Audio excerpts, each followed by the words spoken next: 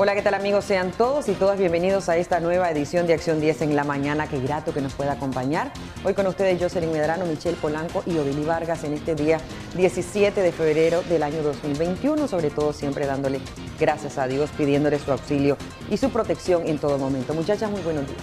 Muy buenos días, Odili. Buenos días a las personas que nos sintonizan. Damos inicio con nuestras informaciones. Un motociclista terminó en estado crítico de salud después de ser impactado por un carro anoche en las cercanías de los semáforos de la Quintanina. Ronald Rodríguez Solís con los detalles.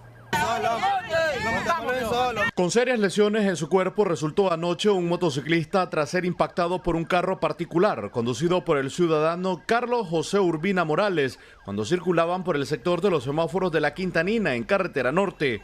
Lo que es el retrovisor izquierdo y se estrelló, se pasó llevando el pompo. Carlos José Urbina Morales. Testigos relataron fuera de cámara que supuestamente el motociclista provocó el percance al aventajar por el carril no correcto, por el estado delicado en el que se encontraba el ciudadano y la ausencia de ambulancia en el sitio. Los pobladores lo trasladaron en una camioneta al hospital alemán nicaragüense.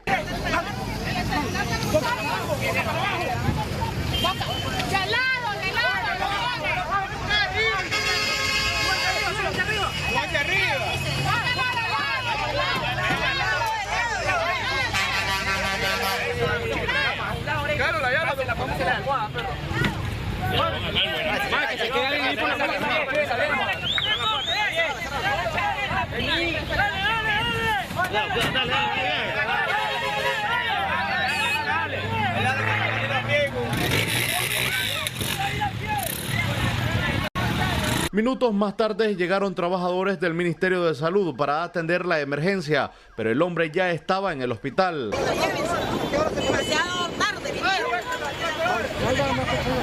Andan 4 de aquí del barrio. Demasiado tarde vinieron. Buena droga, una verga, rápido, se parecen los hueputas. Va a morir el hombre. La policía de tránsito determinará el grado de responsabilidad de ambos conductores. Con imágenes de Ronald Reyes en Acción 10, Ronald Rodríguez Solís. Y en León, varias viviendas quedan reducidas a cenizas a causa de un voraz incendio. Una persona de la tercera edad permanece en estado delicado de salud, producto de las quemaduras durante el siniestro. Veamos el reporte. En menos de 24 horas, 2 siniestros han sorprendido a los leoneses. El de mayor intensidad fue el de este martes, donde 7 viviendas fueron las afectadas. De estas, 2 se quemaron completamente. El siniestro ocurrió en el centro histórico del departamento de León, donde hay casas que tienen más de 100 años de existir.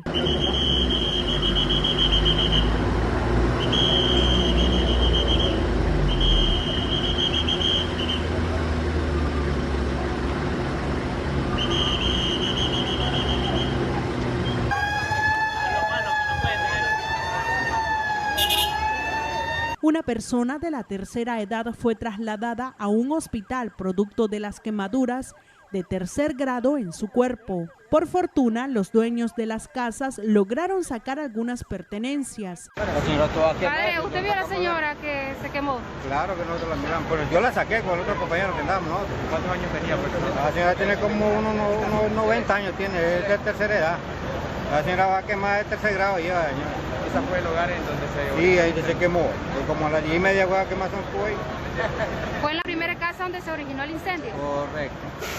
Ahí fue, y nosotros la sacamos, porque nosotros estábamos trabajando ahí. Y la casa la sacamos por allá por el patio, la sacamos porque estaba prendida toda la casa de ella. Iba grave la señora, grave, muy grave. ¿Cómo se miraba? No iba grave, lo que pasa es que va toda quemada, toda pelada, porque nosotros la sacamos del patio a la escalera para arriba, para parar al otro patio, toda se peló de viaje.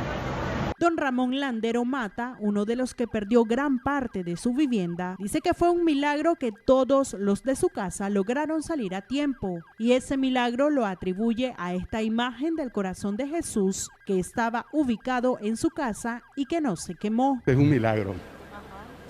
Lo tenemos sincronizado nosotros desde que venimos a León. Entonces eso es un símbolo, un milagro de que Dios, yo como soy creyente, de que a todos nos salvó a la gente, el aspecto espiritual. a nuestros enseres, pues eso es lo de menos, las casas se reponen. Pero nos da a entender que donde está Jesús hay esperanza de que nosotros le pedíamos a él siempre que contra incendios, contra guerra, contra todo. Y ahí está, ahí quedó, ni los chorros fuertes lo botaron de él. Varias unidades de los bomberos atendieron la emergencia. Algunos de sus miembros resultaron afectados por la inhalación del humo. Pero estamos trabajando todavía en detener la propagación y atacar bien lo que son las que ya están combustionadas totalmente. Estamos nosotros con 4 medios, ¿verdad? Y con 45 fuerzas. Trabajando todavía, esperamos tal vez dentro de 1 o 2 horas tenerlo todavía ya bien controlado por completo. Con certeza no se sabe cuántas viviendas fueron afectadas. Bueno, en el momento tenemos conocimiento que 2 viviendas fueron afectadas totalmente, ¿verdad? Totalmente, parcialmente tenemos como 3 viviendas que han sido afectadas, pero esa es la que hemos logrado detener, ¿verdad? El avance de la propagación. Ahí permanecían también personal del Ministerio de Salud y la Policía Nacional para determinar el origen de este incendio, que de forma preliminar se maneja que fue por una veladora. Se realizarán las debidas investigaciones por las autoridades municipales. Con la colaboración de Tania López e imágenes de Ronald Reyes, en Acción 10, Jocelyn Rojas. Mayra Pérez Mena responde al nombre de una de las víctimas mortales de una balacera registrada en el Caribe de Costa Rica, cuyo origen era nicaragüense. La infortunada fue asesinada a balazos junto a sus 2 hijas, una de 24 y otra de 14 años de edad. Veamos detalles de ese trágico hecho. Según informó el organismo de investigación judicial, el triple asesinato ocurrió al ser las 8:30 de la mañana de este domingo. 2 hombres llegaron en un carro color blanco e ingresaron a esta casa en Carrandí de Matina, en Limón. Dentro de la vivienda atacaron a disparos a 2 de las mujeres. La tercera víctima intentó huir, pero uno de los hombres la alcanzó y le disparó en múltiples ocasiones. Fue así como madre y 2 hijas fallecieron. Una de ellas cumpliría apenas 15 años el próximo sábado, día en que le organizarían una pequeña fiesta. Su madre se dedicaba a vender almuerzos a trabajadores de bananeras de la zona. Para mí, Raquel fue una persona muy buena, muy especial, y me duele lo que pasó, porque ya todos somos humanos, y a cualquiera que le pase eso, me duele, ¿verdad? Porque ya yo creo mucho en Dios y yo sé que Diosito la tiene en el cielo, a ella y a sus hijas. Era muy trabajadora, ¿no? Muy trabajadora, muy luchadora, ya y hasta el momento, y eso es lo que sé de ella. ¿A qué se dedicaba? Se dedicaba a vender comida y era lo único que... A la gente de las bananeras. A la gente de las bananeras. 2 niños sobrevivieron al ataque. Según vecinos y familiares que prefirieron mantener el anonimato, un menor de 10 años corrió a proteger a su hermana de tan solo 2 años para resguardarse ambos debajo de una cama. Precisamente, la familia se preparaba este domingo para celebrarle el bautizo a la niña durante la tarde. Las adultas fueron identificadas con los apellidos Pérez Mena y Solórzano Pérez, de 37 años y 24 años de edad respectivamente. Agentes del OIJ de Matina se encargaron de la escena y abandonaron el lugar a las 3:30 de la tarde. Los 3 cuerpos los llevaron a Medicatura Forense en San Joaquín de Flores. Ahora el OIJ investiga las posibles causas del múltiple asesinato, ejecutado al parecer con armas de grueso calibre. A pesar del despliegue policial en distintos lugares de la zona de los crímenes, no se reportaron detenidos. Los familiares aseguran que no cuentan con el dinero para cubrir los gastos funerarios de las 3 mujeres, por lo cual quienes quieran ayudarlos pueden depositarles vía Simpe Móvil al teléfono 8319-5004. En noticias nacionales, conductores resienten la constante alza en los precios de los combustibles. Taxistas señalan que su economía está severamente afectada. Valesca Rivera con la ampliación de esta noticia. Esta es la semana número 14 en la que la gasolina sube de forma consecutiva. Desde diciembre a la fecha, la gasolina regular subió más de 3 córdobas por galón, algo que resiente la economía de los dueños de vehículos, especialmente de los taxistas, quienes destacan que pese a esta alza, las carreras continúan con el mismo costo. La super subió hasta 34.50, creo que está. Y cuando le explican eso al pasajero, no entiende. Igual da 50 y 50 va a pagar. ¿Ya me entiendes? Bastante afectados entonces. Pues claro, porque la gasolina va a saber, si no le echan no trabaja. Nosotros tenemos que buscar cómo cobrar lo favorable para que poder llevar relitos para la comida a la casa. ¿Cuántas semanas ya llevan en esta alza y cuánto está pagando a diferencia de la semana pasada? Bueno, ahorita subió bastante porque para la semana pasada todavía estaba un poco más favorable, pero ahorita los está afectando bastante, ¿no? Sí, que busquen cómo ayudarnos porque así los están afectando a todos los que andamos trabajando, así pues a diario, taxiando.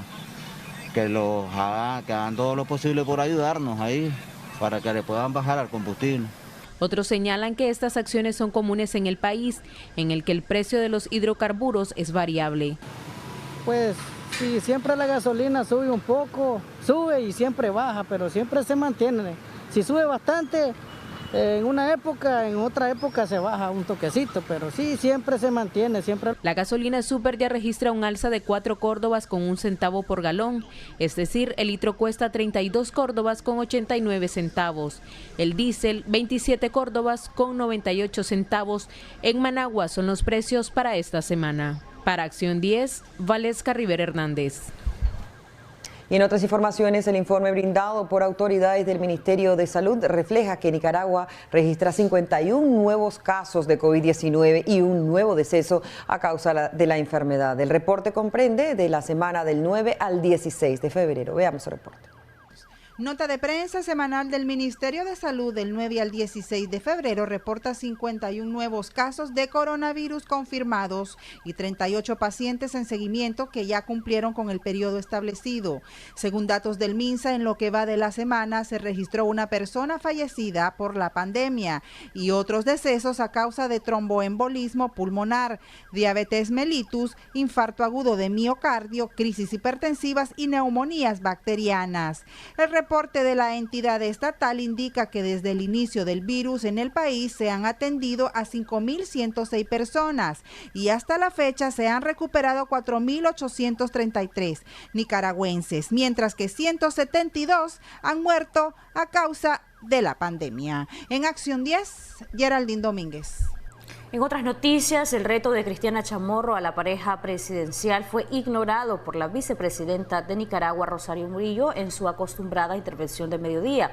Sin embargo, continuó refiriendo calificativos ofensivos a la familia Chamorro. En su ya acostumbrada intervención en medios oficialistas, la coordinadora de comunicación y vicepresidente Rosario Murillo no mencionó si acepta la propuesta de Cristiana Chamorro, quien los retó a un debate. Sin embargo, Murillo sí los volvió a señalar de beneficiarse de las arcas del Estado. Todos lo sabemos. En los libros de historia aparecen los grandes robos de los que se creen nobles, de alcurnia, ricos, por venta de la patria, a costa del pueblo nicaragüense, saqueadores del pueblo nicaragüense, de los bienes del pueblo. De ahí salieron, de esa venta de la patria, salieron los capitales, esos mismos capitales con los que se creen superiores. Aseguró que los traidores, como ella les llama, nunca han podido con la dignidad de un pueblo. Para Acción 10, Marjorie Vargas. El periodista Aníbal Toruño se reunió con el secretario de la Organización de Estados Americanos, Luis Almagro, quien exigió al gobierno de Nicaragua cese el hostigamiento contra medios de comunicación. Valesca Rivera nos amplía. El secretario de la Organización de Estados Americanos, Luis Almagro, publicó un tuit luego de reunirse con el director de Radio Darío, Aníbal Toruño. En el mensaje exige al gobierno de Nicaragua cese la represión contra medios de comunicación y periodistas. También solicitó que se respete la integridad física del comunicador y la de su familia. Toruño expresó la situación de la prensa independiente en Nicaragua, el caso de allanamiento de su vivienda y la utilización del sistema judicial para procesar a los periodistas, como los casos de Galúa Salazar y David Quintana. La última posición de la OEA respecto a la situación de nuestro país fue la fecha impuesta para que se realicen reformas electorales, la que vence en el mes de mayo. Para Acción 10, Valesca Rivera Hernández. Miembros de la organización política MRS, ahora Unamos, interpusieron recursos de inconstitucionalidad contra la ley de ciberdelitos que entró en vigencia desde el pasado 29 de diciembre. Detalles en el siguiente reporte.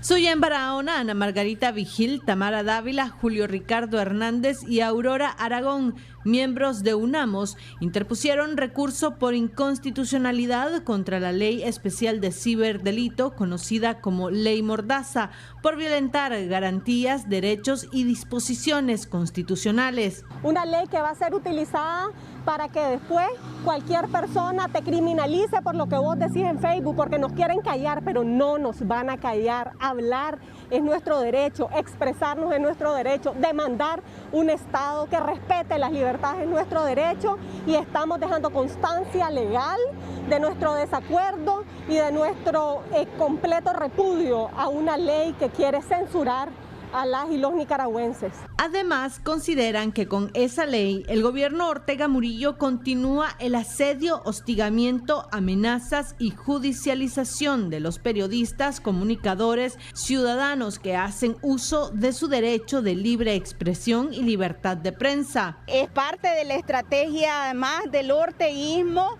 de persecución en contra de los periodistas como ustedes, de ciudadanos y ciudadanas que todos los días estamos denunciando las violaciones a los derechos humanos. La Ley Especial de Ciberdelito, junto a otras leyes recientemente aprobadas por el Poder Legislativo, son consideradas por Amnistía Internacional como instrumentos para callar las críticas y las denuncias de los opositores por parte del gobierno de Ortega. Michelle Polanco Alvarado, Acción 10. Ante la negativa de la Fiscalía de Jinotega de compartir las pruebas en el juicio oral y público contra el doctor José Manuel Urbina Lara, la judicial decide reprogramar la audiencia para el viernes 19 de febrero. José Abraham Sánchez con el reporte.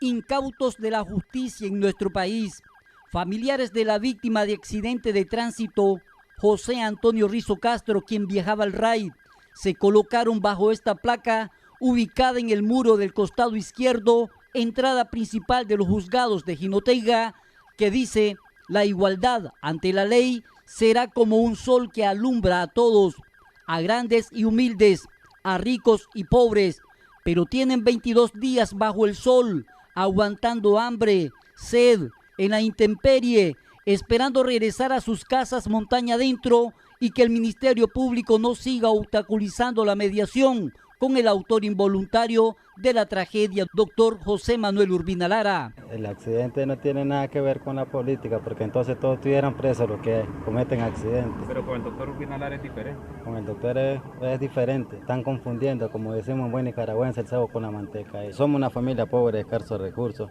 no tenemos cómo andarlo movilizando tarde y mañana. Y ahí la familia abandonada, el resto de familia que quedó en la casa. Por eso necesitamos que llegar al acuerdo ya. Hay toda una intención clara desde las más altas esferas de gobierno de este país de que se condene al doctor José Manuel Urbina Lara. Esa es la intención clara que está ocurriendo en este proceso. Como defensor me voy a encargar de que eso no ocurra, pero no solo que no ocurra, sino que el sistema, desnudar al sistema en este proceso. La justicia tarda, pero siempre llega. Igual la justicia de Dios va a llegar y se va a sentar un precedente en este país. Aquí va a haber justicia para todos. La audiencia se reprogramó para este viernes 19 de febrero porque el Ministerio Público, por venganza y saña política contra el opositor Urbina Lara, se negó a compartir sus pruebas con la defensa doctor Noel Alonso Cano. Yo tengo 30 años de estar en este asunto de litigio penal y en 30 años En mi vida me he encontrado un caso donde el Ministerio Público no represente los intereses de la víctima. Es primera vez. Y yo sé que no hay en toda la historia de Nicaragua un caso como este. Un caso donde se niegan las pruebas a la defensa, se escamotean y se perjudican y obstaculizan los derechos de las víctimas. Y sin duda alguna esto tiene un propósito que es alejado de la justicia. Vamos a decirlo claramente. Este proceso contra el doctor José Manuel Urbina Lara tiene una connotación política. Mientras Urbina Lara, como extraña despedida, escribió: quizás estas sean las últimas palabras que recibas de mí. Pido no las guardes, compártelas con mis amigos, quienes son tantos y buenos. Compártelas con el pueblo que tanto amo. Jamás voy a pedir clemencia ni ponerme de rodillas ante ningún verdugo. He nacido libre, he vivido libre y voy a morir libre. Soy libre, los presos son otros, los malvados. Juzgados de Jinotega, 16/2 del 2021. Con cámara de Erasmo Hernández, José Abraham Sánchez, Acción 10. Miembros de la policía en Somoto detuvieron a un excarcelado político junto a una reconocida opositora al actual gobierno, mientras estos se encontraban disfrutando de un café. Detalles en el siguiente reporte. Por más de 10 minutos fueron retenidos Gonzalo Cáceres y Danelia Argüello por agentes de la policía de Somoto. Ambos ciudadanos son opositores al gobierno de turno y estos se encontraban tomando café frente a la casa de uno de los retenidos.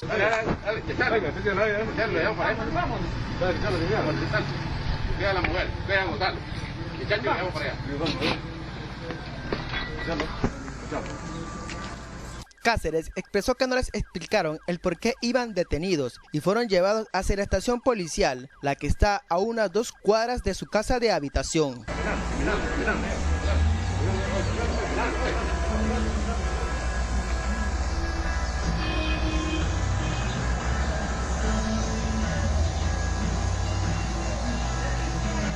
Ambos ciudadanos han sido asediados por agentes de la Policía Nacional de Somoto y quienes les manifiestan que no pueden salir de sus casas de habitaciones porque tienen prohibidos. Les informó Jagadiel Rivera Cornejo. Vamos a hacer una pausa comercial, ya regresamos con más información.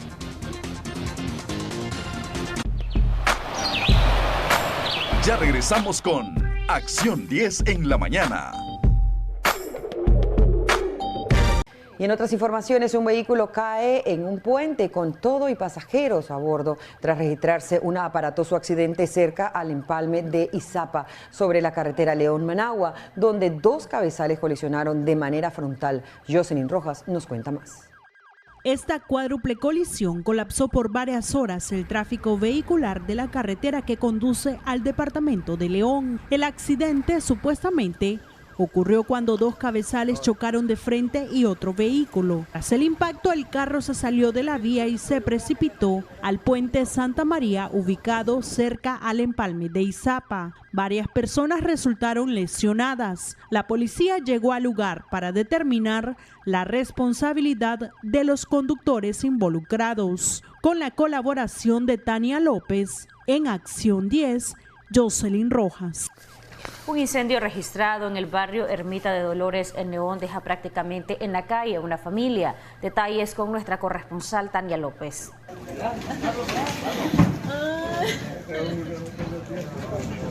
Reducida a cenizas y todas sus pertenencias convertidas en escombros, así quedó la vivienda de doña Ninfa María de Trinidad Vigil, de 53 años, quien lo perdió todo tras que su vivienda, construida de adobe, tomara fuego ayer por la noche. Todo perdido, quedé sin nada. Perdí todo. Perdí dinero, tenía ahí también. De ahí todo lo que tenía, cosas nuevas que yo había comprado para vender, porque yo lavaba y planchaba y ahora ya no estaba sin trabajo porque tú sabes cómo está la situación. el fuego avanzó aceleradamente, afectando a otras viviendas como la de Carlos Lobo. Perdió demasiado porque pues se pone a ver, son casas antiguas, coloniales, y pues con lo poco que uno tiene y se destruyó. La ciudadana Ninfa llora desconsoladamente tras quedar prácticamente en la calle. No tengo nada, no tenemos nada, como mira ahí, todo está ahí quemado, todo se quemó. Si usted, amigo televidente, desea en su corazón contribuir a esta causa, puede contactarse a su teléfono celular 8403-2128. En Acción 10, Daniel López. Un hombre de 35 años de edad resultó con varias lesiones en su cuerpo tras ser impactado por el conductor de una rastra que presentó fallas en los frenos. Marjorie Vargas nos amplía. Kevin Flores esperaba el cambio de la luz roja en el semáforo de Montoya cuando el conductor de la rastra cargado de cemento, identificado como Reinaldo Ramos, se le fueron los frenos, causando que impactara al motociclista. Según me dijo, él se estacionó porque el semáforo cambió a rojo, a esperar su verde, y al señor del furgón se le fueron los frenos. Lo alcanzó a golpear, a cambiarlo también, por eso invadió carril el señor a la izquierda.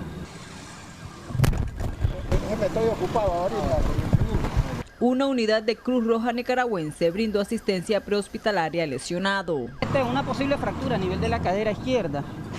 Vamos a trasladarlo al hospital militar, ya que es laboral. Recuerde que antes de subir a su medio de transporte es importante que chequee el sistema de frenos para evitar hechos como este. Con imágenes de Roger Sánchez para Acción 10, Marjorie Vargas. Y con múltiples lesiones en su cuerpo resultó un hombre que viajaba a bordo de un taxi durante una colisión entre vehículos. Detalles con nuestro corresponsal en Estelí, Juan Francisco Dávila. El obrero del volante de nombre Nelson Salgado, de 31 años, resultó con un golpe en su cuello tras que la unidad de taxi fuese impactada por este carro cuando su conductor, quien circulaba en sentido contrario de sur a norte, supuestamente se distrajera y se saliera del carril. El carro blanco le invadió el carril, se le metió y ahí es donde le impactó. ¿Traía pasajero el taxi? No, el taxi iba normal en su vía, él viene bien en su vía, no se sale de ningún lado. ¿Qué le pasó al taxi? No, solo se lo llevaron, pero iba un poco estable. La víctima fue trasladada al Hospital San Juan de Dios por miembros de la Cruz Roja nicaragüense. Producto del impacto, el taxi hizo un giro de 180 grados y sufrió daños considerables en la parte de atrás del costado izquierdo. El hecho ocurrió sobre la carretera panamericana frente al complejo policial Boris Vega en la ciudad de Estelí. Juan Francisco Dávila, Acción 10. Familiares de una mujer de 35 años de edad que murió junto a su bebé recién nacida denuncian lo que ellos consideran una negligencia médica. Los detalles con Georgina Vargas, quien nos informa desde Bilwi.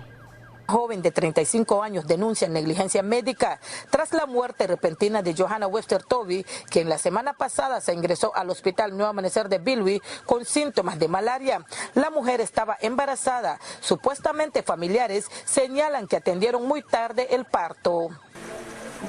Malaria kasuka, sande, apiamunde katana se ingresar. Va a ingresar takano en awitin. ¿Cuál la mundica?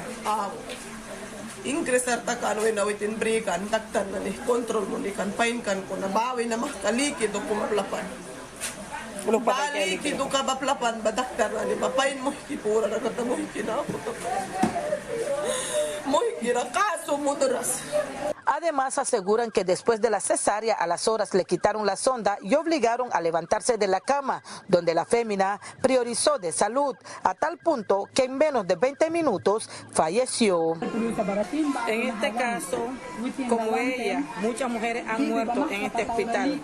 Cuando uno va ahí ya con el líquido y para afuera, sin embargo le dice que no tiene nada, algunos lo mandan para la casa. A ella le retuvieron mucho tiempo, por eso es que a ella le pasó lo que le pasó. En este caso, el niño también se murió y pues a ella le operaron 2 veces. Johanna deja a un hijo en la orfandad, mientras que familiares piden justicia y piden que sea revisado el caso, pues no es la primera vez que las mujeres mueren en posparto en este centro hospitalario, aunque los galenos dicen que fue por otras razones la causa de la muerte. Los parientes aseguran que no hay una buena atención. Cuando quieren operar, primero que entran son los practicantes. Cuando quieren quitar la sonda, primero que entran son los practicantes. practicante, supuestamente para que aprenda, pero no están aprendiendo nada porque ni saben nada. Entonces, ¿cómo vamos a estar aquí? Así es que murió mi prima, de negligencia médica. Así que, por favor... ¿Piden justicia ustedes? Exactamente, porque era una muchacha que apenas tenía 35 años. Cabe mencionar que la madre, igual que la bebé, fallecieron en este incidente que deja luto y dolor en esta ciudad porteña. Desde la ciudad de Bilbao. Esperamos haga eco ese llamado de justicia y se realicen las investigaciones idóneas en este caso. Pausa comercial. Al regresar compartimos más información con usted. Ya regresamos con Acción 10 en la mañana.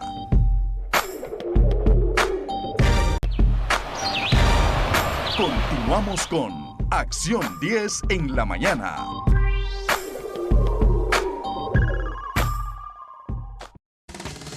Qué bueno que pueda continuar con nosotros. Al menos 30 ciudadanos fueron detenidos por habitantes de una comunidad en Bilwi tras la invasión en la zona y trabajar en el área comunal ilegalmente. Pobladores del lugar alegan que están destruyendo el medio ambiente. Georgina Vargas nos amplía. Más de 70 hombres indígenas armados en defensa de su tierra fueron a cuestionar a los colonos de invadir la zona de Santo Domingo, ubicada en la comunidad de Aujapijni, del bloque Sitba del territorio Llano Norte, a 30 kilómetros de Bilwi, Puerto Cabezas, lugar donde los mestizos están destruyendo el medio ambiente. Según comunitarios, más de 200 colonos han entrado a trabajar en lo que es la minería artesanal de forma ilegal, con el apoyo de algunos líderes comunales, destruyendo todo a su paso. Al menos 30 colonos entre hombres y mujeres que se encontraban en el sitio donde están realizando el trabajo fueron detenidos por los indígenas, trasladando en la comunidad de Aujapijni para que rindan cuenta ante una asamblea general como máxima autoridad del pueblo, como mandata la ley 445. Estamos llegando al Cerro del Mono. Comúnmente se le llama en español, en miquito es Ruskicail. Esta es una primera máquina que estamos viendo, máquina extractora de oro. Ustedes miran aquí, este es un pequeño caño. Es un pequeño caño que con la extracción de este material pues totalmente queda inservible. Esa es la manera cómo se destruye el medio ambiente con estas actividades, y de eso es justamente lo que se trata este viaje. Tras agotar todas las vías de denuncias ante las instituciones competentes por la invasión de los terceros en tierras indígenas, los Miskitus están considerando una demanda ante los organismos internacionales al Estado de Nicaragua por los incumplimientos adquiridos en tratados internacionales sobre la protección y defensa de los pueblos indígenas. Concluyeron indignados, según señalando que son víctimas de un flagelo de corrupción y que su paciencia se ha convertido en furias. Desde la ciudad de Bilwi, Puerto Cabezas, les informó para Acción 10, Georgina Vargas. Gracias, Georgina, por tus detalles. Y al menos 3 cuadras del barrio José Benito Escobar han sido revestidas de asfalto a través del proyecto de pavimentación efectuado en distintos sectores de la capital en Managua. Geraldine Domínguez con el reporte. Proyectos de pavimentación continúan en distintos sectores de la capital, como en el barrio José Benito Escobar del distrito 6 de Managua, donde se han revestido de asfalto 3 cuadras y se continuará con la reparación de calles aledañas. En esta comunidad vamos a construir 3 cuadras nuevas que estaban en tierra y que ahora estarán en asfalto. Hemos concluido prácticamente la base y la subbase de las mismas, y este mismo día quedarán terminadas con la colocación final de la carpeta de rodamiento, que es asfalto. Igualmente estamos en el sector aledaño haciendo bacheo mecanizado para poder rehabilitar las calles que ya estaban en asfalto y que tenían alguna necesidad. Este proyecto tiene una inversión de 1.4 millones de córdobas. ¿Qué tiempo tiene de vivir acá? 17 años. ¿Cuál era la dificultad donde no estaba pavimentada la calle? Las calles que se inundaban y nadie había venido a hacer frente aquí hasta ahora, pues gracias al Señor. Y nos faltan 3 calles que primeramente Dios las haga, en eso andamos. Antes era puro lodo, pura tierra, piedras, imposible pasar, tanto para los ancianos, los niños, cualquiera se podía romper hasta un dedo. Ahora es una mejoría para todos. En este barrio, donde habitan más de 2.000 familias, se han desarrollado alrededor de 6 proyectos. En Acción 10, Geraldine Domínguez. Hace algunos días les presentamos el caso de un pequeño de 10 años de edad quien sufre de hidrocefalia, cuya madre hacía un llamado para poder dotar a su hijo de las cosas necesarias, elementales, para que él pueda salir adelante. Pues la ayuda no se hizo esperar de parte de nuestra teleaudiencia. Más detalles en el siguiente reporte. La fe que puso en el Creador y su anhelo de poder tener una herramienta de trabajo para mantener a sus 2 hijos se hizo realidad tras presentarse la historia de Not, un niño de 10 años con hidrocefalia y que hace unos meses perdió su vista. La ayuda de los televidentes no se hizo esperar y la respuesta fue inmediata. Gracias a Dios, Él nunca me ha abandonado porque hay personas que me le han ayudado a él para que él fuera al colegio y les agradezco a ustedes y a él y a las personas también de que me están apoyando y que Diosito se los va a pagar mucho porque él bendice al dador alegre. Va a tener él su pulpería para que la ganancia a él le puedan comprar sus medicamentos. Entonces decirle a la población que esto no es mucho, es poco. Entonces acerquémonos y apoyémoslo a su mamá con sus 2 hijos en el nombre de Cristo, porque recuerde que Dios es el que nos va a dar siempre la bendición. Hoy Enot fue llevado a una clínica para ver si los médicos le dan esperanza de recuperar la vista. Sin embargo, aún usted puede seguir apoyando a él en Escorcia, habitante del barrio Los Cachorros en Giluá. Con imágenes de Ángel Ruiz para Acción 10, Marjorie Vargas. Posterior a dar a conocer la situación de una anciana que tiene un tumor maligno en su rostro, la población mostró su apoyo a través de donaciones para hacer posible la compra de medicinas que ella necesita. Veamos más en el siguiente reporte. Después de haber dado la noticia de que esta ciudadana, originaria de la comunidad de Musulí, ubicada en Palacahuina, quien tiene un tumor en la parte derecha de su cara, la ayuda de los amigos televidentes no se hizo esperar y le entregaron una cama, entre otras cosas que Reina Valenzuela estaba necesitando. Yo agradezco mucho, ¿verdad? Primero a Dios y después a ellos por lo que están haciendo, que mi Señor le va a multiplicar lo que ellos hacen y que siempre tengan ese corazón grandísimo para que ayuden a aquellas personas necesitadas, pidiéndole a Dios, ¿verdad? Porque Él es el que promueve todo, Él es el que nos ayuda. Con este problema, pues, es difícil. A veces pasaba sentada en la noche. También otros habitantes de Palacahuina y quienes tienen sus páginas de Facebook se unieron al apoyo, donde le entregaron alimentación, medicina a doña Reina Valenzuela. Y nosotros le agradecemos bastante a nuestros donantes que se hizo posible, ¿verdad? Entregarle estos víveres a doña Reina. Estamos cuidando todo esto que se encuentra aquí en la mesa y cumplimos, ¿verdad? Con esta oportunidad que tenemos, con este trabajo, con esta misión. Les agradezco mucho, con todo mi corazón, ¿verdad? Lo que están haciendo. Y mi Señor me les va a multiplicar. Valenzuela indicó que el tumor le salió hace 3 meses y que cada día se le está haciendo más grande, cubriendo casi toda la parte de su rostro. Les informó Hagadiel Rivera Cornejo. Gracias también a los especialistas que se puedan sumar y apoyar a esta humilde señora. En otras informaciones, miembros de una iglesia cristiana efectúan donación de paquetes alimenticios a más de 80 personas que sufren de insuficiencia renal crónica, esto en Nandaime. Víctor Ticay nos cuenta más. Más de 80 personas, entre hombres y mujeres, que padecen de insuficiencia renal crónica y que se realizan el procedimiento médico de la hemodiálisis para poder estar con vida, recibieron por parte de miembros de la Iglesia Amor y Misericordia paquetes alimenticios debido a que todas estas personas no pueden trabajar por el deterioro de su salud. Y estamos creyendo en lo que nos dice el Señor, que más bienaventurado es dar que recibir. Viendo las necesidades de las personas, nos dimos cuenta que muchos de ellos perdieron trabajo, muchos de ellos en algunos lugares perdieron a su familia con esa enfermedad, quedan solos. Y el Señor, junto con toda la iglesia, nos puso de recoger de granito en granito hasta que llegamos a recoger casi más de 80 hasta 90 paquetes para bendecirlos a ellos. Además del paquete provisional, los enfermos se llevaron el mensaje de la palabra de Dios, que es lo más importante. Pero el paquete más grande es que Dios hiciera el milagro de sanidad en su riñón, y que fue lo que más oramos.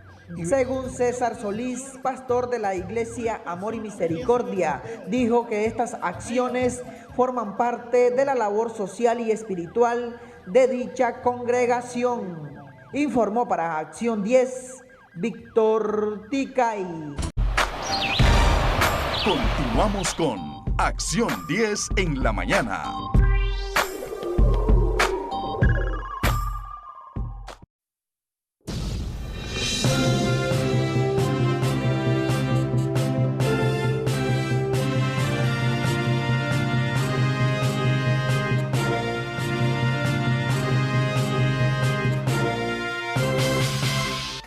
Recientemente conocimos detalles de un informe de la alta comisionada para las Naciones Unidas, Michelle Bachelet, respecto a la situación de nuestro país, Nicaragua, y de que hubo una deficiente respuesta durante todo este tiempo a las 14 recomendaciones que establecieron al presidente de Nicaragua, Daniel Ortega, para buscar la solución a la crisis política y económica que enfrenta nuestro país desde abril del 2018. También Amnistía Internacional recientemente dio un informe contundente respecto a la situación de derechos humanos en Nicaragua, y también se refirieron a lo último, las últimas acciones del gobierno de nuestro país con las reformas y aprobación reciente de algunas leyes, la situación de las organizaciones no gubernamentales, algo que debe alertar al gobierno y hacerlo poner su barba en remojo, según lo que dicen algunos analistas, y ver cómo se soluciona la situación de Nicaragua y cómo se recupera el nivel de confianza, entre otros aspectos. Michelle, y vamos a hablar de este tema precisamente con una invitada.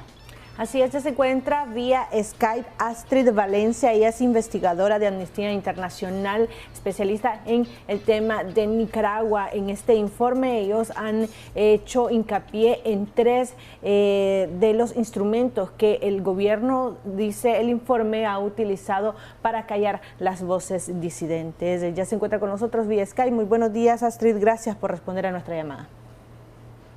Buenos días y muchas gracias por la invitación. Bienvenida. La situación de nuestro país, ¿desde hace cuánto estamos hablando de una crisis de derechos humanos? Para muchos esto se incrementó, o para otros esto inició a partir de abril del 2018. Pero ¿cuál es la visión de ustedes como un organismo que trata de velar por los derechos de las personas a nivel de todos los países, de muchos países, a nivel de Latinoamérica, y por supuesto hablando del tema de Nicaragua?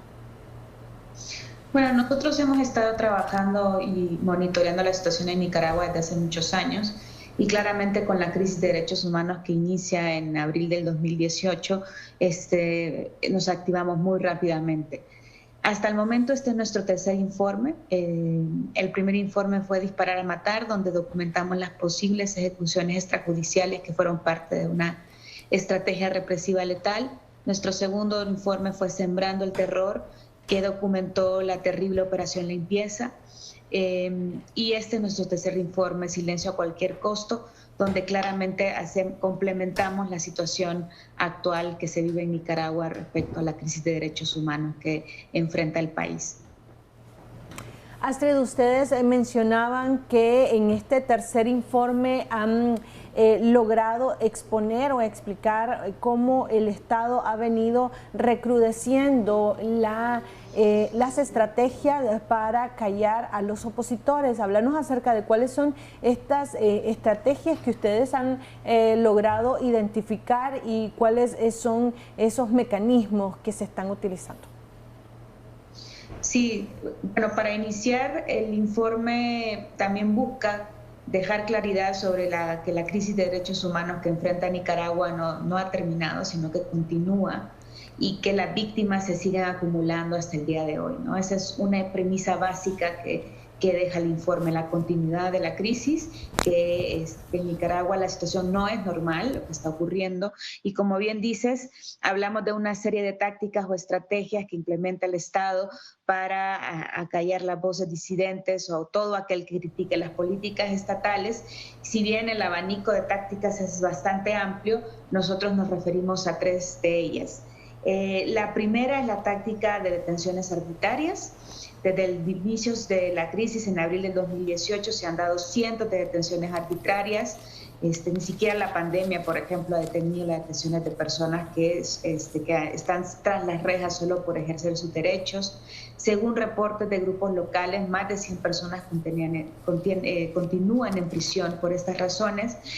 Y otra cosa que caracteriza las detenciones arbitrarias es que una y otra vez las autoridades no han hecho un cumplimiento de sus obligaciones internacionales al hacer violaciones al debido proceso. Esto ha incluido, por ejemplo, las detenciones sin la existencia de una orden judicial, la violación a la presunción de inocencia o la falta de acceso y comunicación directa y privada con un abogado o abogada de su elección, ¿no? Entonces, no solo son las detenciones por solo ejercer sus derechos, sino también las personas detenidas se enfrentan a violaciones al debido proceso. Y también otra cuestión que destacamos en este informe es que antes las personas detenidas por ejercer sus derechos se encontraban acusadas de cargos complejos, en cambio ahora son acusadas por cargos comunes como tenencia de o tráfico de drogas, secuestros, etcétera. Según los abogados y abogadas consultadas, este cambio pues pretende no solo castigar con estos nuevos delitos a las personas detenidas, sino también desacreditar su reputación, ¿no? Entonces, este es un cambio que observamos en la táctica de detenciones arbitrarias. También es importante mencionar que las personas, al ser detenidas, son llevadas a centros de detención desde donde siguen denunciando abusos y malos tratos, ¿no? Entonces, no termina con la detención, el calvario, sino que continúa incluso en los centros de detención.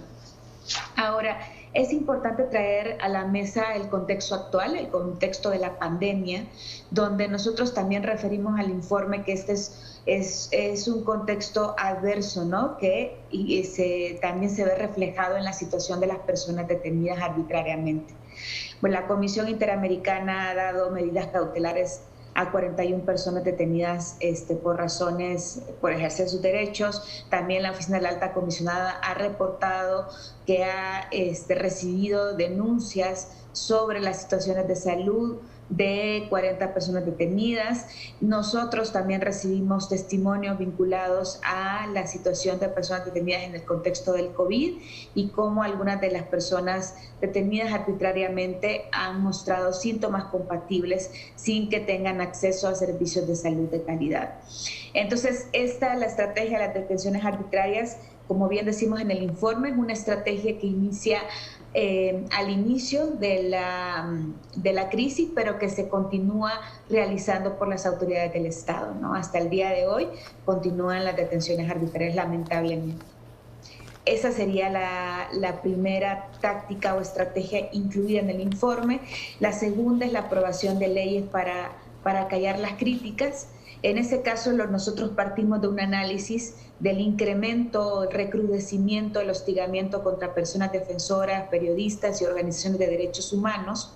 Y en este recrudecimiento, claramente, el Poder Legislativo ha tenido un rol fundamental al aprobar un grupo, un combo de leyes que vienen a coartar a las personas defensoras y periodistas en el ejercicio de sus derechos, ¿no?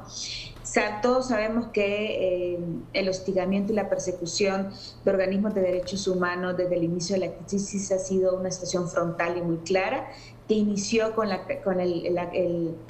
cancelación de sus registros legales, el allanamiento de sus instalaciones y la incautación de sus bienes. Pero aparte de ello, recientemente también hemos recibido los reportes de la destrucción de bienes, por ejemplo, del Centro Nicaragüense de Derechos Humanos o el desmantelamiento de instalaciones de medios de comunicación. Entonces, a esto se suma la aprobación de leyes como la Ley de Agentes Extranjeros, la Ley de Ciberdelitos, que sus preceptos vienen a limitar o a poner en riesgo el ejercicio de derechos humanos, ¿no? Sobre todo derechos civiles y políticos.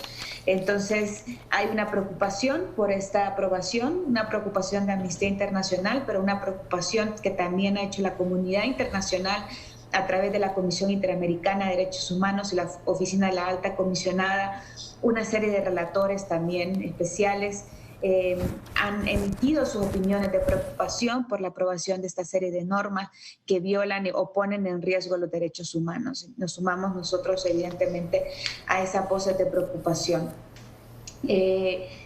Claramente para las organizaciones de derechos humanos la aprobación de estas leyes viene a ser la última piedra, ¿no?, en un camino repleto de obstáculos, lamentablemente. Y la tercera táctica que incluimos en el informe es la muerte civil, y por muerte civil nosotros entendemos o nos referimos a la falta de libertad completa y plena a la que tienen las personas excarceladas. Es decir, los reportes y las denuncias que hemos recibido es que las personas excarceladas, aún fuera de la prisión, siguen siendo víctimas de hostigamiento, amenazas, detenciones, daños a su patrimonio, daños a su fuente de ingreso, imposibilidad de tener una vida familiar, imposibilidad de tener una vida cotidiana tranquila o de tener acceso a fuentes de ingreso o trabajos. Entonces, vemos con preocupación que muchas de las personas excarceladas tengan que seguir enfrentando fuera de la prisión toda esta serie de obstáculos y violaciones a derechos humanos, y también la fragilidad de esa supuesta libertad, ¿no? Según los reportes de organizaciones locales, más de 30 personas excarceladas han sido detenidas nuevamente y se encuentran en estos momentos en prisión, ¿no? Entonces vemos la fragilidad de esa supuesta libertad, pero también una vez excarcelados, las personas siguen sufriendo agresiones, violaciones a sus derechos y actos de hostigamiento y amenazas. Astrid, esas son las estrategias o tácticas que se incluyen en el informe. Sabemos que hay muchas más que están siendo implementadas, pero nosotros destacamos esas tres. Astrid, además de los excarcelados y de lo que sufren una vez ya están en la calle o en sus hogares, hay algunos opositores que se consideran líderes que están siendo también parte de estas acciones, por ejemplo, de no dejarlos salir de sus viviendas, de custodiarlos hasta donde van, de no permitirles la organización. Sabemos que estamos en un año electoral, hasta donde se sabe tendrían que haber elecciones en noviembre de este año, pero ¿cómo ustedes consideran este contexto, las acciones actuales del gobierno, la situación actual de Nicaragua de cara a las elecciones? ¿Será que habrá condiciones o definitivamente no existen condiciones para un proceso electoral? Como bien dices, hemos recibido reportes de activistas que han estado con su libertad de circulación restringida, como bien dices, que no se les permite salir de sus casas, que no pueden circular libremente en el país, a pesar de que no tienen ninguna orden de detención ni han cometido ningún delito. Entonces, nosotros hemos tomado nota de todas estas situaciones y realmente pasan a ser parte de este grupo de tácticas que ejerce el Estado nicaragüense en contra de las personas que se critican o las políticas del Estado, ¿no?, o disienten de la forma en que la política del Estado se está siendo implementada. Entonces, hemos recibido esos reportes y lo vemos con suma preocupación. Como bien dices, no hay que dejar de lado el contexto en el que se da la aprobación de estas leyes, el contexto en que se da el incremento y el recrudecimiento del hostigamiento contra personas percibidas como opositoras, y el contexto claramente es un contexto preelectoral, ¿no? Muchas de las fuentes consultadas por nosotros nos decían que no ven que sea una simple coincidencia, ¿no?, en la aprobación de este combo de leyes o el hostigamiento, el incremento en el hostigamiento, cuando hay paralelamente un contexto electoral, ¿no? Entonces nos decían que no ven una coincidencia, sino más bien que parece que todo es parte, ¿no?, que todo es intencionado, pero además hay un temor en las organizaciones y personas defensoras de derechos humanos que esto se vaya incrementando a medida que las elecciones se vayan acercando, ¿no? En ese contexto, pues nosotros, y el mundo entero sabe que en unos días inicia las sesiones del Consejo de Derechos Humanos, donde Nicaragua será un punto importante en la agenda. Es decir, el Consejo de Derechos Humanos y la comunidad internacional va a estar analizando de forma puntual la situación de derechos humanos en Nicaragua. En estas sesiones del Consejo se conversará a los estados conversarán sobre la posibilidad de ratificar la continuación del mandato de la alta comisionada Michelle Bachelet, y para nosotros eso es fundamental, como dices, en este contexto de recrudecimiento de la represión, en este contexto de implementación de estas leyes que ponen en riesgo los derechos humanos, y en este contexto preelectoral que pone en riesgo el ejercicio de derechos civiles y políticos. Es de suma importancia que el Consejo de Derechos Humanos ratifique la necesidad de que la alta comisionada pueda continuar con su labor de monitoreo y documentación de la situación de derechos humanos en el país. Entonces vemos que es un momento importante en el futuro cercano, donde se estará conversando la situación de Nicaragua y la grave crisis de derechos humanos que se vive. Astrid, estos informes que Amnistía Internacional y los otros organismos de defensa de derechos humanos se realizan sobre la situación y el contexto de nuestro país, ¿tienen algún efecto o vinculación con el resto de organismos internacionales para demandar al Estado nicaragüense a cesar este tipo de acciones? ¿Se podría utilizar en algún momento por parte de las víctimas estos informes para realizar o entablar demandas en contra del Estado nicaragüense en la Corte Internacional? Bueno, en el caso concreto de Nicaragua se han activado muchos mecanismos internacionales de protección de derechos humanos adscritos a la Comisión Interamericana o al Sistema Interamericano de Protección, adscrito al Sistema Universal de Protección, que es donde está contemplado los mecanismos de Naciones Unidas. Muchas organizaciones internacionales y nicaragüenses han emitido una infinidad de reportes, es decir, es una crisis de derechos humanos que cuenta con un caudal importante de documentación, de informes sólidos y robustos con evidencias claras que muestran la estrategia represiva del gobierno. Claramente esto ayuda a la construcción del derecho a la verdad, y será un caudal importante que podrán utilizar las víctimas en el futuro para los fines que ellas estimen convenientes. Pero ciertamente la crisis de derechos humanos en Nicaragua es una crisis muy documentada por diferentes instituciones, desde mecanismos de protección internacional de derechos humanos hasta organizaciones nacionales, regionales e internacionales de derechos humanos. Creo que hay una voz al unísono que tiene a la base evidencias claras y robustas que demanda un cese a la represión.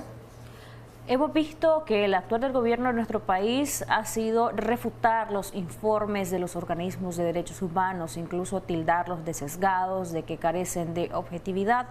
Además de hacer informes, además de denunciar públicamente y hacer llamados de exhortación al actual gobierno y deber ventilar públicamente a nivel internacional la crisis de derechos humanos que usted ha manifestado enfrenta Nicaragua, ¿qué otras acciones pueden hacer organismos como Amnistía Internacional, como la ONU y otras organizaciones internacionales para poder ejercer presión y que se puedan ventilar estas situaciones, no solo al nivel de dar a conocer y denunciar, sino al nivel de que se puedan gestar algunos cambios, los cambios que está demandando buena parte de la sociedad nicaragüense? Es decir, además de hacer la denuncia y de dar informes, ¿hay otras acciones que se pueden tomar? Bueno, los informes, además de ser un momento de un llamado de atención, por ejemplo, que resulta en una cobertura mediática importante, también es un llamado de atención a la comunidad internacional que se reúne en foros como el Consejo de Derechos Humanos, el Consejo Permanente de la OEA. O sea, hay diversos foros multilaterales donde se discute la situación en Nicaragua, y es importante que quienes la discuten tengan a la base documentos y evidencia y referencias claras a lo que ocurre en el país, información actualizada, y este tipo de informes son esa herramienta para esos espacios donde se toman decisiones sobre la situación de Nicaragua, ¿no? Entonces creemos que son valiosos en ese sentido. También la labor de acompañamiento y reivindicación a las víctimas y sus familias es fundamental en un ambiente tan hostil como el que se vive en Nicaragua. Ahora, hay Aquí los nicaragüenses en este contexto esperan que en los próximos meses, a medida que se vaya aproximando las elecciones presidenciales de noviembre próximo, se recrudezcan las medidas y también las acciones por parte del gobierno nicaragüense en contra de los opositores. Estamos a la expectativa de ver qué sucederá con algunas acciones que podrían estar tomando. La pregunta es, ¿cuáles son las medidas que se pueden tomar desde el lado de la oposición y de los nicaragüenses para evitar ser víctimas de este tipo de agresiones? Y si ustedes van a poder estar o van a continuar monitoreando estas acciones y estas medidas que están o se estarían tomando en los próximos meses. Sí, como bien dices, hay un temor de que se incrementen las acciones de hostigamiento, se recrudezca la represión en este camino, en este contexto preelectoral. Nuestro compromiso con las víctimas de la crisis de Nicaragua continúa, nuestro compromiso sigue vigente, con lo cual significa que continuaremos monitoreando la situación de derechos humanos en Nicaragua, documentando graves violaciones y denunciando al mundo lo que ocurre en Nicaragua. Entonces, y creemos que no estaremos solos, creo que la comunidad internacional seguirá atenta, la Comisión Interamericana también ha refrendado su interés y su compromiso por seguir observando y denunciando lo que ocurre en Nicaragua. La Oficina de la Alta Comisionada está por presentar un informe ante el Consejo de Derechos Humanos en los siguientes días, entonces creo que el mundo observa a Nicaragua sin duda. ¿Ustedes cómo es que obtienen estas informaciones? ¿Han logrado tener contactos con personas acá en Nicaragua o ellos mismos se han acercado a ustedes para entablar esta denuncia o las denuncias de las violaciones a sus derechos humanos? Nosotros antes de la crisis ya teníamos informes sobre la situación de derechos humanos de Nicaragua, recogidos, de testimonios recogidos en terreno. Es decir, para nosotros la situación de Nicaragua no era un tema lejano, sino veníamos documentando en terreno la situación de derechos humanos. Con la crisis de derechos humanos nos activamos nuevamente, pero también hemos visitado el país en tres ocasiones y hemos visitado en 3 ocasiones también Costa Rica para conversar con personas que han tenido que exiliarse, ¿no? Entonces, esas 6 visitas claramente nos han dado una visión muy robusta de la situación, de los retos que se enfrentan, de las violaciones, de la forma en que opera la estrategia represiva del Estado y este informe en particular también debido a los obstáculos vinculados con los viajes en un contexto pandémico, pues no hemos podido visitar, pero hemos tenido una serie de entrevistas importantes, telefónicas, con organizaciones de derechos humanos, víctimas, defensores, periodistas, revisión de expedientes, revisión de documentación emitida por organismos internacionales, es decir, una metodología seria, ¿no? Que es la que implementa Amnistía Internacional en todas sus investigaciones, que viene a complementar a esta serie de visitas que hicimos in situ, tanto en Nicaragua como en Costa Rica. ¿Ustedes no han reiterado al gobierno de Nicaragua la petición de venir al país siempre y cuando las condiciones por la pandemia de COVID-19 lo permitan para poder ver in situ nuevamente la situación de derechos humanos y tener algún tipo de acercamiento con las autoridades del gobierno de Nicaragua y exhortarles de manera más directa, más personal?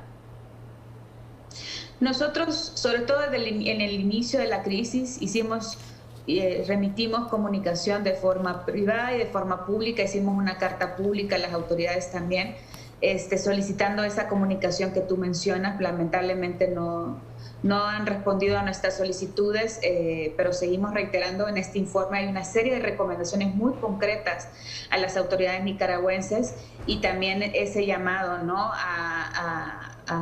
a facilitar información, a comunicarse, a conversar, a hacer rendición de cuentas, que es lo más importante, rendición de cuentas de las graves violaciones a derechos humanos y crímenes del derecho internacional que se han cometido en Nicaragua. Entonces, ese es un llamado que hemos hecho desde el día 1 que hemos denunciado la situación de la crisis. Nuestra directora regional estuvo incluso en Nicaragua sin poder reunirse con ninguna autoridad, pero para nosotros pues la rendición de cuentas es algo fundamental para poder iniciar un camino hacia una Nicaragua libre de represión. Astrid, hay algunos grupos opositores que hablan acerca de la necesidad de formar una comisión de la verdad para conocer y poder brindar justicia a las víctimas de los acontecimientos de abril del 2018. ¿Esto podría darse bajo qué condiciones y qué se requiere para poder lograr y conocer quiénes fueron víctimas y quiénes fueron victimarios en la cantidad de muertes que se sucedieron durante el año 2018? Bueno, los derechos a la verdad, la justicia y la reparación son fundamentales para la construcción de una nueva página en la historia nicaragüense, ¿no? Son derechos que no son negociables y que son indispensables, ¿no? Respetarle esos derechos a las víctimas, como bien dices. En el mundo hay diferentes formas en que se han configurado mecanismos como comisiones de la verdad que, de ser ejecutadas siguiendo los estándares internacionales, pueden coadyuvar en el alcance de la construcción de la verdad con miras al acceso a la justicia, ¿no? Eso es muy importante, ¿no? La construcción de esa verdad, pero con miras a tener acceso a la justicia, a la rendición de cuentas, a la reparación de las víctimas, ¿no? Entonces, para nosotros es fundamental que exista un mecanismo serio que construya junto con las víctimas esa verdad histórica de lo que ocurrió hoy, de lo que sigue ocurriendo en Nicaragua, pero también el acceso a la justicia y la reparación de las víctimas son ángulos indispensables para iniciar un nuevo camino en Nicaragua, ¿no? Astrid, en Nicaragua existe una comisión de la verdad llamada por la oposición como Comisión Porras, esto en alusión al presidente de la Asamblea Nacional, que es parte de la bancada sandinista, la bancada del partido de gobierno. Esta Comisión de la Verdad, creada por las autoridades del gobierno de nuestro país, ¿ha tenido algún nivel de acercamiento con ustedes o ustedes con ellos? ¿Ha habido algún tipo de retroalimentación en cuanto a la situación de derechos humanos en Nicaragua? No, nosotros no hemos tenido ninguna comunicación con ninguna entidad del Estado o ninguna entidad adscrita o relacionada con el Estado, lamentablemente. ¿Podrían ustedes considerar que los informes o los estudios que ellos han realizado y que han presentado son creíbles? ¿Se puede confiar en estos informes que esta Comisión de la Verdad ha emitido en nuestro país? Nosotros recibimos las denuncias y los reportes de las organizaciones locales y de derechos humanos sobre la falta de independencia de este tipo de informes, ¿no?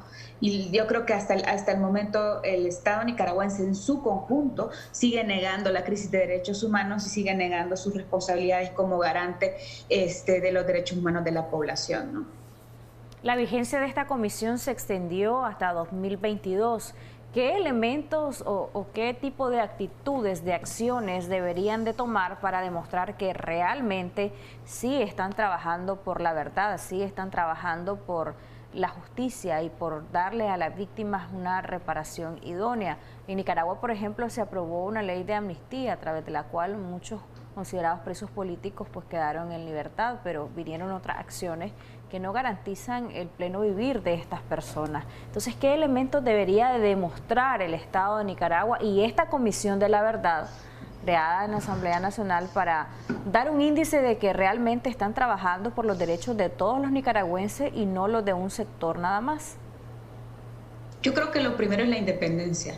La independencia de esta entidad, la configuración de esta entidad, el mandato de la entidad, eso debería estar claro en su partida de nacimiento, por decirlo de alguna forma, ¿no? Pero un ente o un organismo como que está tan ligado, ¿no?, al gobierno y al partido de gobierno, evidentemente enciende todas las alarmas sobre su independencia, ¿no? Y las críticas sobre sus informes y sus acciones fueron claras relativas a la falta de independencia en el contenido de sus informes, ¿no? Entonces, creo que lo primero es eso, garantizar la independencia en su mandato, la independencia en su configuración y la participación de la víctima. ¿no? Son mecanismos donde también las voces de las víctimas son fundamentales. Y vemos cómo el Estado en su conjunto, en lugar de reconocer a las víctimas, pues las infravalora, las sigue acosando, las siguen hostigando. O sea, recibimos reportes también que familiares de víctimas tenían patrullas fuera de sus casas, hostigamiento, etcétera, persecución. Entonces, la realidad va por el camino contrario a los estándares internacionales de derechos humanos, que deberían de asegurar que las voces de estas víctimas estuvieran al centro de la discusión de cualquier medida estatal. ¿Hacia dónde se enrumba Nicaragua con este tipo de acciones que el gobierno está realizando en contra de cualquier voz disidente u opositora? Vos decías que se está yendo por un camino contrario. ¿Hasta dónde podría llegar y cuáles podrían ser los mecanismos que se deben de utilizar para evitar que continúe deteriorándose aún más la situación de derechos humanos de los y las nicaragüenses?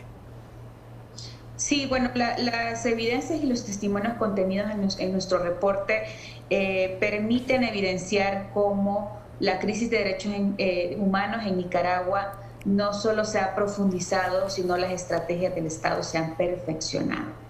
Vemos cómo el gobierno de Nicaragua es experto en superar las peores predicciones, ¿no? Cuando pensábamos que en el 2018, con la estrategia letal o con la operación limpieza habíamos visto lo peor, lo cierto es que no, ¿no? El gobierno y el Estado nicaragüense sigue superando siempre las peores predicciones. Entonces, claramente nosotros, así como muchas entidades, de muchas organizaciones de derechos humanos y entidades de la comunidad internacional, quisiéramos que esto cesara inmediatamente. Sin embargo, las muestras que da el Estado es su intención de que se perpetúe la crisis de derechos humanos, lo cual evidentemente causa una alarma internacional, ¿no? Esperamos, como todos, como la misma población nicaragüense, que esto se detenga en el futuro muy cercano e inmediato, pero los signos que da la actuación estatal es que va a seguir intentando perpetuando las violaciones a derechos humanos. Astrid, ¿qué tan grave es en un país como Nicaragua que algunas organizaciones no gubernamentales se vean afectadas por esta ley de agentes extranjeros y quizás cierren operaciones precisamente por esta nueva legislación en nuestro país? ¿Es grave para Nicaragua tomando en cuenta los índices de pobreza y tomando en cuenta el nivel de ayuda que pueden dar alguna ONG para las poblaciones más vulnerables? Sí, es gravísimo, sí, es muy grave que organizaciones de derechos humanos no se les permita ejercer el derecho a defender derechos. Este es un derecho humano que está siendo violentado de forma cotidiana en Nicaragua. Como dices, hay organizaciones que se dedican al trabajo humanitario, hay otras que se organizan a dar asistencia legal, hay otras que se dedican a la defensa de los derechos económicos, sociales y culturales, y realmente estas leyes están poniendo en riesgo ese ejercicio de la libertad de asociación, el ejercicio del derecho a defender derechos, y eso es gravísimo, es gravísimo. Si realmente Nicaragua quisiera, o las autoridades nicaragüenses quisieran alejarse del modelo represivo, no estarían aprobando este set de leyes, ¿no? Entonces, ya hemos visto como dos organizaciones respetadas han tenido que suspender operaciones derivadas de la aplicación de la ley de agentes extranjeros. Entonces, creo que la aprobación tanto de la ley de agentes extranjeros como la ley especial de ciberdelitos o la ley de defensa de los derechos del pueblo han sido leyes que han causado una importante preocupación internacional por los efectos que tienen en el ejercicio de derechos humanos, pero en especial la que tú mencionabas vinculada con el trabajo de las organizaciones de derechos humanos, pues preocupa porque las víctimas, los únicos espacios que tienen donde las escuchan y les documentan sus casos son esas valientes organizaciones de derechos humanos nicaragüenses que siguen trabajando por la vigencia y por el respeto de los derechos humanos. Entonces, básicamente con esta ley lo que intentan pues es desmantelar este esfuerzo y este trabajo, ¿no? Astrid, ustedes mencionaban que han hecho una serie de recomendaciones al Estado nicaragüense para retomar o restituir los derechos humanos de los y las nicaragüenses que están siendo violentados a través de estos mecanismos que ustedes también han reflejado en este tercer informe. Nos gustaría que nos dijeras cuáles han sido estas recomendaciones que se le ha otorgado al gobierno nicaragüense. Sí, bueno, en esta ocasión hicimos una serie de recomendaciones para el Estado nicaragüense y también para la comunidad internacional, que creemos que tiene un rol fundamental en llevar o que la vigencia, el respeto a los derechos humanos sea una realidad cotidiana en Nicaragua. En el caso concreto de las recomendaciones dirigidas especialmente al Estado nicaragüense, algunas son reiteraciones de recomendaciones que venimos haciendo desde el día 1 en que inició la crisis de derechos humanos. Una, por ejemplo, es poner fin al hostigamiento de las personas por razones políticas, dejar de hostigar a todas aquellas personas percibidas como opositoras, y esto incluye la aprobación de este set de leyes, incluyendo la ley de agentes extranjeros.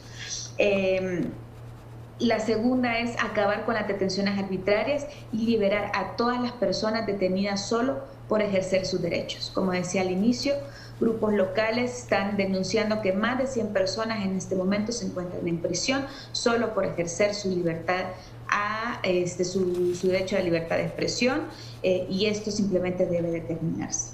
La tercera es desmantelar a grupos parapoliciales. Como sabemos, los grupos parapoliciales han sido uno de los protagonistas en la ejecución de las estrategias represivas del Estado. Entonces hay un llamado a desmantelar estos grupos. Otra recomendación está dirigida al acceso a la justicia, la verdad y reparación de las víctimas, lo que conversábamos antes, la centralidad de los derechos de las víctimas en la política estatal. Y la siguiente sería garantizar el escrutinio internacional. El gobierno de Nicaragua continúa cerrado a cualquier visita de organismos internacionales, continúa cerrado a cooperar con mecanismos regionales e internacionales de derechos humanos, y entonces el llamado enérgico nuestro es garantizar el escrutinio internacional y el regreso de los mecanismos de derechos humanos al país. Estas serían a grandes rasgos las recomendaciones vinculadas o dirigidas al Estado nicaragüense, pero también en nuestras recomendaciones incluimos un llamado a la comunidad internacional a que continúe manteniendo en su agenda la situación gravísima de derechos humanos que se da en Nicaragua y a seguir utilizando todos sus canales diplomáticos para que la situación en Nicaragua cambie y el respeto y la vigencia de los derechos humanos sean una realidad. Astrid, muchísimas gracias por su tiempo, por darnos detalles de este tercer informe. Quisiera que en sus conclusiones nos hablara del trabajo que van a continuar ustedes haciendo respecto a Nicaragua y si la población nicaragüense, por ejemplo, debería de perder la esperanza y desalentarse, porque para muchos dicen que con el papel o rol que están jugando los grupos de oposición, que no se unen nunca para hacer una buena presión al gobierno de Nicaragua, quizá estamos apostando o se está encaminando Nicaragua a una cubanización o a una situación similar a la de Venezuela, por ejemplo. Para nosotros, las organizaciones de derechos humanos, las personas defensoras, las personas de periodistas nicaragüenses nos dan una continua lección de valentía y compromiso. Y son quienes a nosotros nos dan la motivación y ayudan a reconstruir nuestro compromiso para seguir alzando la voz por Nicaragua. Entonces creemos que mientras exista esa valentía de personas defensoras, periodistas, organizaciones de derechos humanos en Nicaragua, pues la esperanza no debe perderse, ¿no? Más bien ese compromiso alecciona al mundo entero, ¿no? Por nuestra parte, pues nuestro compromiso también continúa, nuestro acompañamiento continúa, seguiremos nuestra labor cotidiana de monitoreo de la situación de Nicaragua, nuestra labor cotidiana de denuncia y mostrándole al mundo que la crisis en Nicaragua continúa, que la represión no se detiene. Muchísimas gracias, Astrid, por tu tiempo, por compartir con nosotros esta información y esperemos que en los próximos meses las situaciones varíen. Para nosotros es muy importante también cómo ustedes a través de nuestras redes sociales nos siguen en debates y soluciones y queremos compartir con ustedes un poco de las estadísticas que se reflejan en nuestras entrevistas diariamente. El día de ayer tuvimos como invitados en Debates y Soluciones a José López de Abogados para el Pueblo y a Eduardo Solórzano, economista nicaragüense. Esta entrevista generó 42.620 personas alcanzadas, 7.082 interacciones, de estas 251 comentarios y fue compartida 42 veces. Recuerde que usted puede ver esta y otras entrevistas a través de nuestras redes sociales. Búsquenos como Canal 10 Nicaragua. Hacemos una pausa comercial, ya regresamos con más.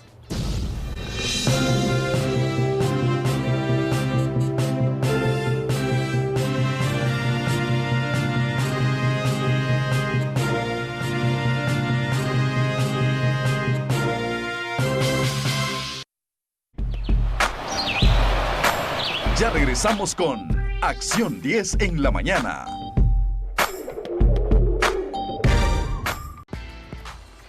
En su segmento en defensa de los consumidores vamos a hablar acerca de la alta facturación energética y cómo reclamar ante lo que usted podría considerar es un abuso. Para ello se encuentra conmigo Juan Carlos López, experto en derecho y también en temas de defensa del consumidor. Bienvenido, Juan Carlos, gracias por estar aquí en Acción 10 en la mañana.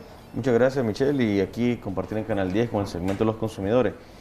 Bueno, tiene varios escenarios, ¿no? El tema de energía eléctrica. Lo hablábamos tras de cámara y hay varios escenarios. El primero estamos donde el usuario considera, como vos lo planteabas al inicio, de que hay alteraciones en tu consumo energético. Por cualquier tipo de las razones. El usuario considera de que la cantidad de kilowatts ha aumentado, el usuario cree o piensa de que realmente no está consumiendo eso. Y ante eso también hay factores, por ejemplo, el medidor no está en la ubicación adecuada, el medidor puede estar en mal estado y entonces cada uno de esos factores suman para que el consumidor considere de que realmente hay una alteración en su consumo de energía eléctrica. Y el paso consiguiente es proceder a efectuar un ciclo de reclamo, que obviamente algo que sí creo que hay que reconocer es que los usuarios ya han aprendido a autodefenderse cotidianamente, no tal vez con todas las normativas y con todos los argumentos, pero ya saben cuál es el ciclo de reclamo. Ya son expertos los consumidores sin necesidad de pasar un curso. Y eso es bueno, ¿no? O sea, sí, es positivo. Es importante mantenerse informado. ¿Cuáles son los mecanismos que vos podés utilizar para reclamar ante lo que crees es una facturación injusta? Porque también se da, ¿no? Mira, creo que el primer argumento, y lo hablo de manera general para el usuario natural, también para los usuarios como personas jurídicas, empresas o representantes legales de determinados negocios, es que realmente la primera elemento que vos tenés para determinar si hay aumento o no, es aprender a leer la factura de energía eléctrica. Y obviamente constatar que lo que está leyendo tu equipo de medición o tu medidor es lo más adecuado. ¿Por qué planteo esto? Y a veces los usuarios dicen, es que este no me quiere defender y es que este está a favor de la empresa. No, muy al contrario. Lo que se trata de hacer es que realmente el usuario lea la factura y lea el medidor. Tenemos una llamada telefónica que me gustaría le diéramos paso. Muy buenos días, ¿cuál es su consulta o comentario al respecto? Días. Por normativas de seguridad, no quiero dar el nombre, soy de Residencia Las Delicias. Fíjese que tengo 6 meses que me viene el mismo consumo de agua. Yo sé que ahorita están hablando del sistema de la energía,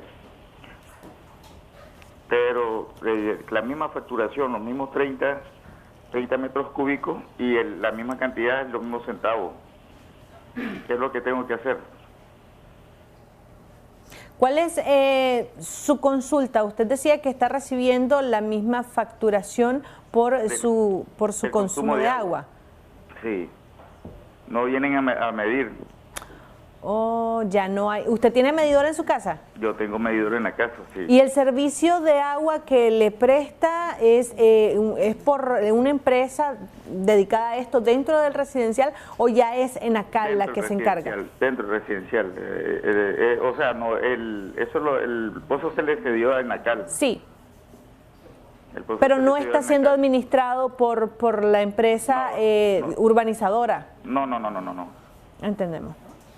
Mire, lo que ahí efectivamente el usuario tiene que, si considera que hay una arbitrariedad o por esa información. Primero, él tiene que leer su medidor. No sé si ha leído el medidor. Tiene que ver si ha variado la cantidad de metros cúbicos, porque el medidor, aunque sea, le llamamos cotidianamente una ruedita que está girando al lado contrario, al lado izquierdo, efectivamente te va a determinar si hay contabilidad de los metros cúbicos. Primero, cuánto dice metros cúbicos y cuánto dice la factura. Luego de eso, él tendrá una herramienta adecuada para ejercer un ciclo de reclamo. Llevar una carta de ENACAL diciendo que está inconforme por alguna razón, que no le parece y que ve ese tipo de anomalía. Inclusive, nosotros le decimos al usuario, hoy en día con la tecnología, no solo para facebookear, pues, sino que tómele foto a su medidor a colores y llévenlo y preséntelo, porque fíjate que a veces esos detalles, aunque parecieran que no tienen significado, te puede dar vuelta a un caso. Entonces, en ese sentido, si ENACAL no le da ninguna respuesta, todavía tiene la posibilidad de quejarse mediante un recurso de revisión, apelación ante INAH, donde va a cumplir una serie de requisitos, pues un llenado de documentaciones y elementos probatorios. Pero de igual manera tiene que hacer un uso eficaz con los elementos probatorios.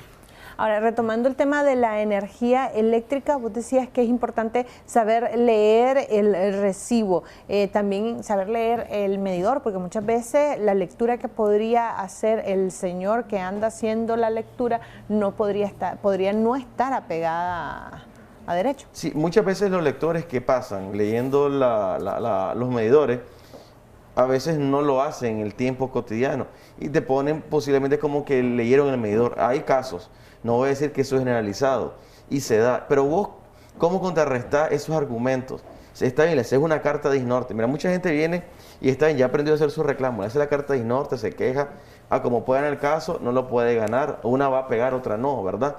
La gente cree que a veces gana el caso, Michelle, porque lo que hace ISNORTE, que si está en la raya de los 150 kilowatts, te pasa automáticamente, te puede gerenciar los kilowatts y te los pasa el restante al otro. Y creíste que ganaste el caso porque te disminuyó y agarraste una colita de subsidio, pero no realmente ganaste la eficiencia del caso. Tenemos una llamada, creo. Sí, así es, tenemos una llamada telefónica. Muy buenos días, ¿cuál es su consulta o comentario? Sí, muy buenos días, Tiernita. Lo mío es también referente al medidor de agua. Desde hace tiempo a mí el medidor me marcaba el mínimo. Imagínense, aquí somos 2 adultos y una niña. Y a partir de hace 4 años comenzó a subirme 100 pesos, 150, que 200, que a esta fecha son 500 córdobas los que me salen de agua. Y yo había metido un recibo ahí a reclamo, pero mire, eso es un dolor de cabeza. Y yo soy una persona adulta mayor, padezco de diabetes, la presión alta. Ese sofoque me martiriza más a mí. Pues yo he estado pagando lo que me sale, pero debido porque alteran tanto, esa es una ladronada. Y más con los pobres, pues. La luz ya no se diga, pero la luz me sale en 500 pesos, ¿por qué el agua me va a salir 500? Si la luz es lo que más caro, uno a plancha, uno aquí. Y en el agua no tengo ni patio de tierra, no se lava mucho, solo las 4 piececitas de ropa de 3 personas. Muchas gracias. Gracias. Bueno, en el caso de agua potable, igual pasa con energía eléctrica, y lo hemos platicado en su momento. El usuario tiene que determinar, insisto, cuánto es. Ella plantea que le sea el mínimo, pero cuánto representa ese metro cúbico. Uno. Segundo, en el agua es como muy de costumbre que realmente hayan fugas. Por eso yo le preguntaría a ella si le han hecho inspección.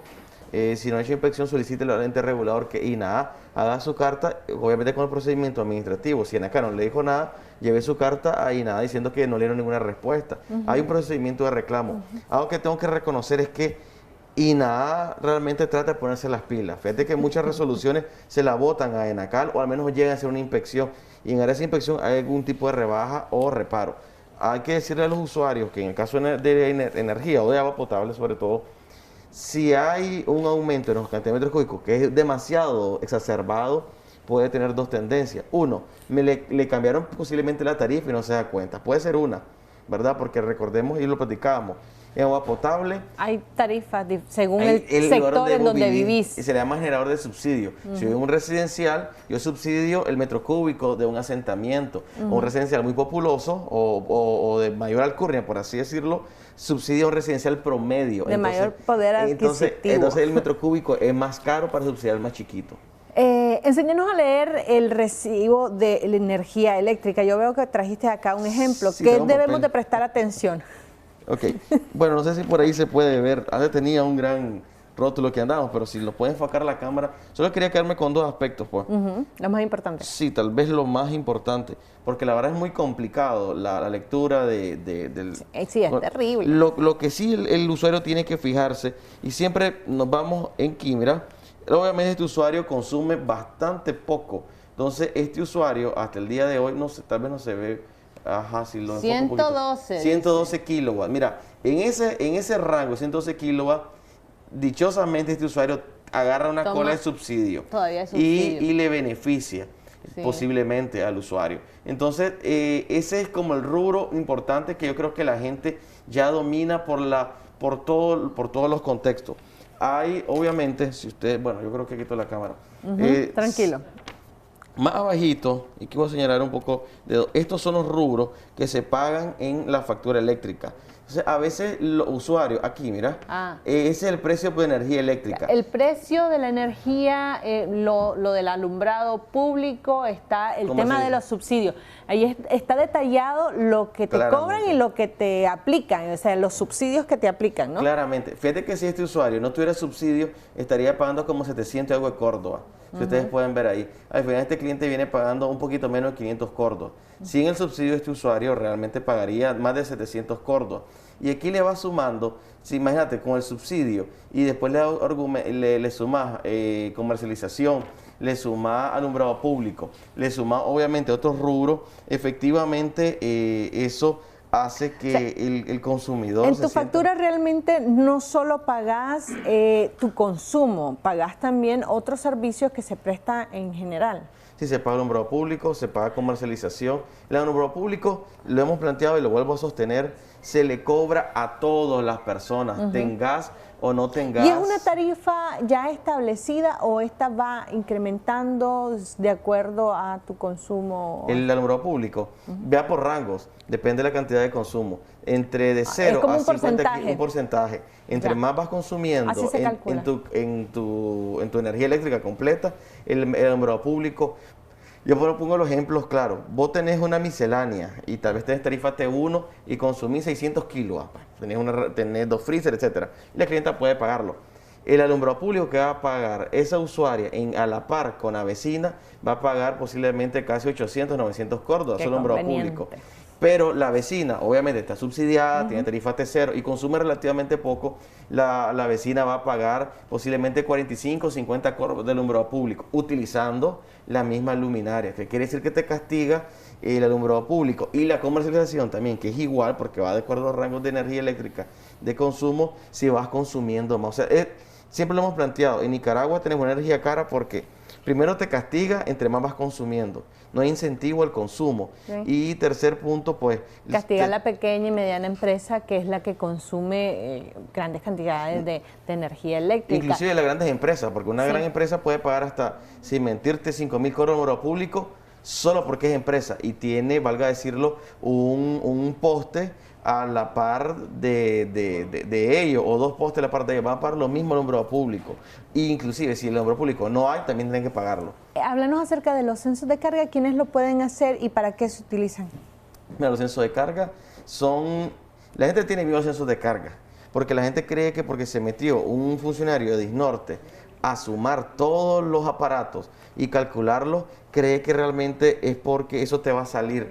No, los censos de carga, si lo vemos desde un punto de vista técnico, lo vas a utilizar para 2 aspectos. Uno, la empresa cree y el INE cree que estás cometiendo fraude. Entonces llega a tu domicilio, llega al inmueble y comienza a revisar si realmente los aparatos que tenés equivalen a poquita cantidad de energía eléctrica o viceversa. ¿Me entiendes? Está saliendo mucho y ven los aparatos y los aparatos que tiene. Eso es primer punto. Solo la empresa distribuidora puede hacer estos censos de carga. La empresa INE. Los reglamentarios son la empresa y el ente regulador. Hace los censos de carga. Claro, hay censos de carga el censo de carga usted lo puede hacer. Agarra una libreta, va anotando cada aparato. En la parte de atrás usted ve la cantidad de amperajes que tiene y lo multiplica obviamente por las horas que está de consumo diario y hace obviamente su fórmula. O sea, no es nada al otro mundo. Lo que hace Disnorte es ver con sus aparatos, con su amperímetro, voltímetro, ver si hay fluctuaciones de carga, si hay aumentos de voltaje, todo lo que corresponde. Para concluir, Michelle, yo lo que les sé decir a los usuarios es, y realmente los usuarios necesitan, porque voy a dar, como no una primicia, pero un tema que la gente debe saber. Disnorte está cambiando ahorita los planes de financiamiento, o sea, los acuerdos de pago van a ser más severos hoy en día. O sea, hay una lista. Eso ya no es acuerdo de pago. Hay una lista larga de cómo van a quedar los acuerdos. O sea, son condiciones ya predeterminadas. Que claro, si no porque está cambiando de razón social al momento de que el Estado está participando de la Lo que de la empresa, presupongo es que Disnorte tiene que recuperar la plata como del lugar. Porque el Estado, pues sí, el Estado. El Estado va a recuperar la plata como invertida. del lugar, de igual manera, y la gente obviamente tendrá que pagar lo que corresponde. Pero todo eso, te lo digo, va a poner en cintura más a los usuarios, que es otro tema obviamente a discutir. Bueno, vamos a continuar hablando acerca de estos temas y cómo va a evolucionar este asunto con la distribuidora de energía eléctrica y la participación evidentemente del gobierno en esta nueva manera de distribuir la energía en nuestro país. Una persona que ya se encuentra con nosotros y que siempre está cargada de energía es Odili Vargas, que tiene información de interés para todos nosotros. Adelante, Odili.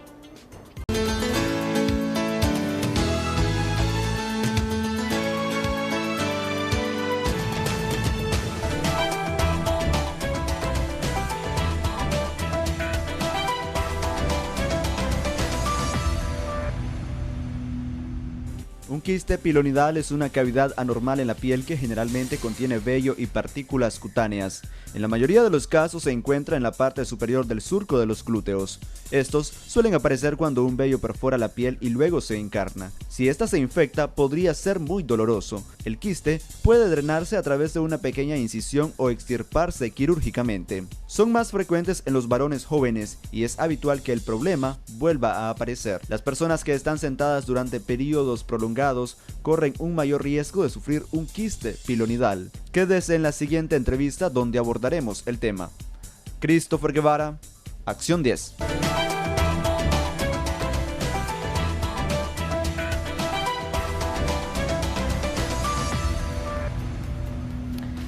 Quiste pilonidal es un tema muy importante que estaremos abordando con nuestro especialista, el coloproctólogo, doctor Carlos Andrés Martínez Vega. Doctor, bienvenido a Acción 10 en la mañana. Ya escuchábamos un preámbulo de todo lo que es el tema. Para mí es un nuevo tema. ¿De qué se trata? También quizás nos amplía esta información. Buenos días.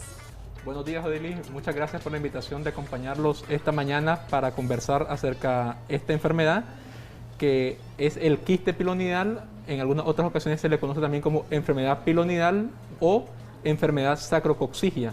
¿Por qué? Porque esto consiste en una cavidad, como muy bien decía la introducción de Christopher, en el cual se ubica en el surco interglúteo, es decir, en la región sacrocoxigia, que es la parte terminal de la columna vertebral de los seres humanos. Y es una enfermedad que afecta en mayor proporción a los jóvenes masculinos, principalmente entre los 20 y 35 años de edad.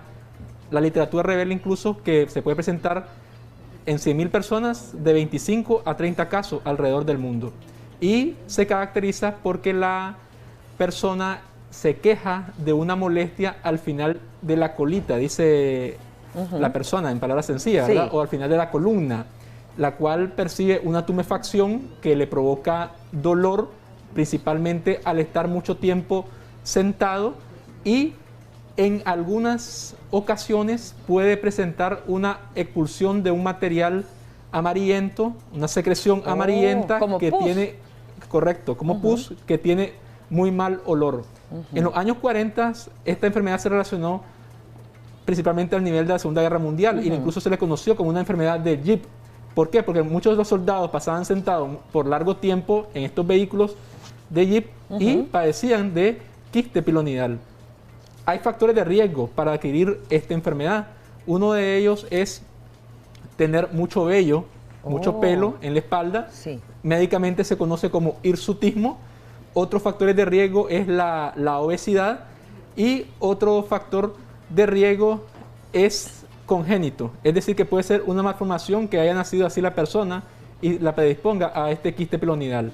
Por esta razón, esta enfermedad es muy compleja, es muy difícil de tratar y, como muy bien decía la introducción, la recurrencia de esta enfermedad es alta, hasta de un 30-40%, en dependencia donde leamos nosotros, y tratamiento de esta enfermedad es quirúrgico, es decir, que no se trata con medicamentos, con cremas, sino que es con cirugía, y en dependencia de la complejidad del quiste pilonidal va a ser las opciones quirúrgicas que le vamos a dar nosotros al paciente. Pero no quiere decir que las mujeres no podemos padecer de esto, doctor. No, las mujeres también pueden presentar. La relación entre varón y mujer está de 2 mujeres por 4 varones. Obviamente el sexo femenino también lo puede presentar y es frecuente también en la edad juvenil, entre los 20 años y los 40 años de edad en el género femenino. Es muy frecuente el quiste pilonidal. Usted hablaba de uno de los riesgos para adquirir esta enfermedad podría ser el pasar largas horas sentado, pero a veces hay personas que utilizan las donas famosas, no hay problema, si están en largas horas de trabajo y están teniendo que estar sentados también en una silla de madera, por ejemplo, ¿eso interviene un poco? Las donas lo que nos apoyan es para la región perianal. El quiste pilonidal aproximadamente casi siempre se ubica de 8 a 12 centímetros del borde anal posterior, es decir, en la columna, en la parte de los últimos 2 huesos que hay en la columna, que es el sacro y el cóccix, como muy bien estamos viendo ahorita en las imágenes, ¿verdad? Entonces, eso aproximadamente son desde el borde anal, pueden ser de 8 hasta 10 centímetros. Y en algunas ocasiones se presenta por una tumefacción. La persona puede pensar que es una espinilla, incluso puede decir es un grano el que tengo en esa región, se lo aprieta y posteriormente aparece el quiste pilonidal ya formado en todo su esplendor. ¿Cómo no? Luego de la siguiente llamada que tendremos, doctor, quizás nos explica un poquito si hay algún tipo de sintomatología, si empieza alguna comezón, algún enrojecimiento en la piel, ya nos explica. Muchísimas gracias también a nuestros amigos que nos están siguiendo a través de las redes sociales como es Facebook. Un saludo muy especial desde donde usted se esté conectando y esperando también que este tema le sirva de mucho. Vamos a recibir una llamada al 2222-7808. Muy buenos días. ¿Aló? Bueno, doctor, hablábamos un poquito de si hay o no sintomatología. El enrojecimiento de la piel podría presentarse o hay algún tipo de comezón. Quizás nos hable. Efectivamente, la persona se va a quejar de que la piel de esa región sacrococcígea está enrojecida, se asocia a una tumefacción, es decir, a una bola en la región sacra y en algunas ocasiones puede presentar salida de pus o de material amarillento o de algún tipo de sangrado. También puede observar en algunas ocasiones como que si tuviera expuesta una mucosa, algo rojo, es decir, algo enrojecido. Y la crisis aguda de un quiste pilonidal se puede asociar a que la persona se queje de fiebre con escalofrío, es decir, que exista una infección de ese quiste y que se asocie a un acceso pilonidal. Entonces, en este momento, obviamente, el paciente se convierte nuevamente en un tratamiento quirúrgico para drenar ese material purulento que existe en nuestro organismo. Tenemos una llamada. Muy buenos días. Adelante, le escuchamos. Sí. Aló, buenos días. Buenos días. Buenos días. Yo quería ver, ¿verdad?, si me le podrían dar una consulta a mi esposo, porque él, yo no sé si es de qué es que le viene, pero es una picazón en el cuerpo.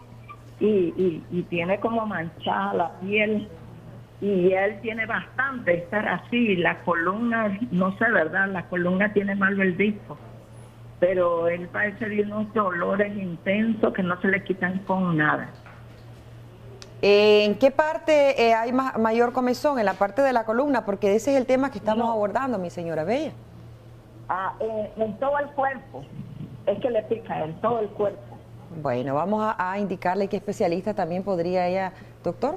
Es correcto, probablemente al amigo televidente lo tiene que valorar un ortopedista porque se queja mucho de dolor en la columna y probablemente hay que ver la edad del paciente, si tiene obesidad y descartar de que tenga otros problemas como una hernia discal o una hernia lumbar que le conocemos popularmente nosotros. ¿Y la comezón en el cuerpo que refería también? Hay que examinarlo al paciente, obviamente, ¿verdad? Porque hay muchos factores de riesgo. Uno de los factores de riesgo es que es ambiental, la existencia de animalitos en nuestra ropecama como ácaros que provocan cierta picazón alrededor del cuerpo o que esté relacionado con alguna ingesta de algún alimento o de algún medicamento que le esté provocando una reacción alérgica y le provoque la picazón a la persona. Excelente. Podemos recibir la siguiente llamada, si está bien usted hacérnoslas al 2222-7808, con muchísimo gusto le vamos a atender. Recuerde también dejando sus datos si usted desea una consulta con nuestro coloproctólogo, el doctor Carlos Andrés Martínez Vega. Tenemos la siguiente llamada, muy buenos días. Doctor, también abordando un poco mientras ingresamos con la llamada, ¿tenemos la llamada? Adelante, muy buenos días. ¿Aló? Hola, buenos días. Buenos días, bienvenida, Buenos días. le escuchamos. Sí, lo que pasa es que yo quería consultarle al doctor. Yo quería consultarle al doctor. Lo que pasa es que yo he sido operada 3 veces de algo que le llaman plicoma. Plicoma, decía. Plicoma, sí. Siempre me miraba un cirujano y me atendía a esas operaciones, pero luego vi a un coloproctólogo y me dijo que nunca debía haber sido operada por esas cosas. Lo que tengo en el ano es como un gordito, que siempre después de cada operación me quedaban esos gorditos, como una vena, no como venas, pero sino como algo en la superficie del ano. Y siempre lo tengo, después de las 3 operaciones que me han hecho, siempre lo tengo, pero me llama la atención que el último coloproctólogo que me vio me dijo que esas operaciones nunca debieron ser. ¿Qué opina usted? Quizá nos deja también su nombre completo y su número de teléfono para que el doctor Vega le pueda obsequiar una consulta y también sea más directo.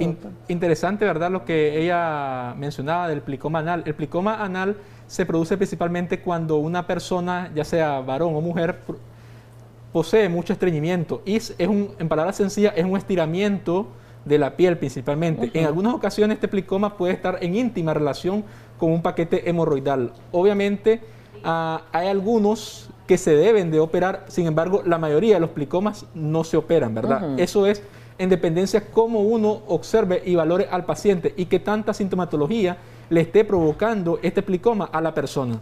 Muchísimas gracias, doctor. Quizás sus recomendaciones para aquellas personas que están teniendo algún tipo de sintomatología sobre el tema del día de hoy, el quiste pilonidal.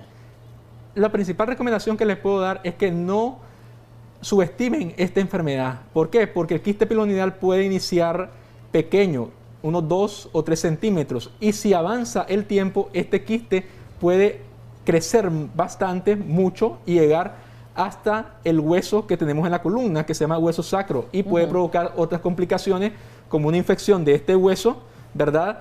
Y la cirugía se vuelve más compleja a medida que pasa el tiempo. Por tal razón, si posee alguna sintomatología que hemos mencionado anteriormente, acuda al médico coloproctólogo para confirmar si realmente se trata de un quiste pilonidal. Como no, muchísimas gracias, doctor Carlos Andrés Martínez Vega. Ya ustedes veían el número de teléfono en pantalla también. Vamos a invitarles a ustedes a continuación a que aprendamos juntos. Adelante, Maro.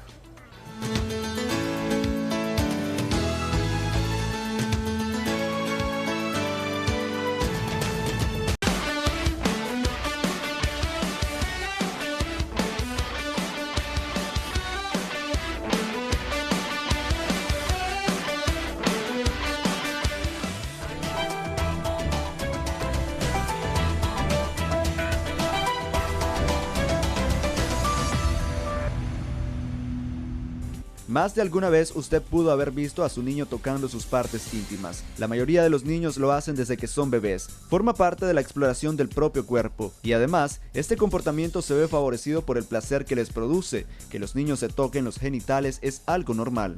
Para el pequeño, no hay diferencia entre tocar su barriga o bien sus partes íntimas, aunque sí notará que las sensaciones son distintas y que unas son más placenteras que otras. Y escuche usted, el niño tiene erecciones regulares desde el nacimiento, pero su reacción ante ellas es de sorpresa e interés. Quédese en la siguiente entrevista donde abordaremos el tema. Christopher Guevara, Acción 10.